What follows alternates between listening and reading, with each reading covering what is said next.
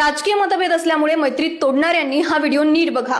NCP खासदार Supriya Sule, TMC खासदार महुआ मोइत्रा आणि बीजेपी खासदार कंगना रनौत ज्या सभागृहामध्ये एकमेकांसोबत भांडतात, त्या उद्योगपती नवीन जिंदल यांच्या मुलीच्या लग्नात सोबत डान्स करत आहेत। नेत्यांची विचारधारा ही केवळ सभागृहात असेपर्यंतच असते, त्यानंतर ना कोणी रायटिस्ट असतं ना कोणी लेफ्टिस्ट, ते असतात केवळ अपॉर्च्युनिस्टिक। महिनाभरापूर्वी चर्चेत असलेला हा फोटो बघा।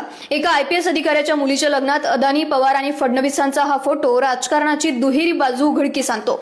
उद्योगपतींच्या नावाने एकमेकांना डिवचणारे उद्योगपतींसोबत अगदी मैत्रीचे संबंध ठेवतात। सभागृहात खुर्च्यांची तोडफोड करत एकमेकांना शिव्या देणारे हे नेते सभागृहाच्या बाहेर निघाल्यावर एकमेकांसोबत दात काढत असतात। कितीही मतभेद असले तरी संधी आल्यावर विचारधारेवर तिलांजली देत ते पहाटे शपथविधी करायला देखील तयार होतात। मग राजकारण्यांची मैत्री असू नये का? तर याचा अर्थ असा अजिबात नाही। आपण लोकशाहीत राहतो आणि एकमेकांच्या विचारांचा आदर ठेवत राजकारण्यांची मैत्री असावी।